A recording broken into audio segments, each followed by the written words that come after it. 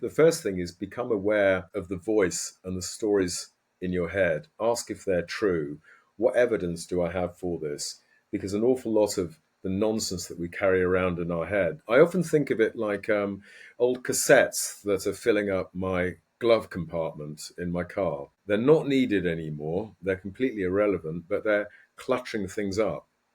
So, coming back to something which you said earlier, many people feel that they're not enough. They need more techniques, more skills, more of this, more of that. Coaching, really, the mindset is that you are already enough, but you're ruining your game with the stories in your head. So, first of all, become aware of it, and to Catherine's point, reframe them into something positive, which is going to serve you better.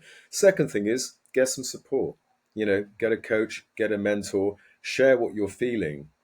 I tend to find that most people are left to their own devices nowadays, their own individual resilience, rather than having some support in place.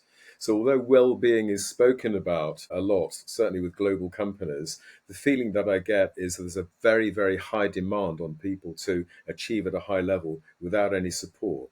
So, get yourself some support, and thereby you can share what you're feeling and get a different perspective on it. That would be my thought. Catherine? I think building on that reflection with a coach, I would encourage someone to journal, to notice, be your best observer, your chief champion, and journal the things that you are doing and doing well and the progress you're making. Because we so often pick the thing, when someone's, how are you? Oh, it's not going so well. Or that was a great presentation you just did. Oh, but I went over the time. We're too critical of ourselves. So journal the good stuff and use it to look back on, see your own positive story. And the other thing, I think social media has added to imposter syndrome enormously. So stop looking at all these key influencers who post on LinkedIn every day, these wonderful stories that are happening. So it's just not realistic. And you're putting these people, you're watching the people who are doing the best and comparing yourself. So find realistic role models. And I think coming back to Ian's point, we are our best role models.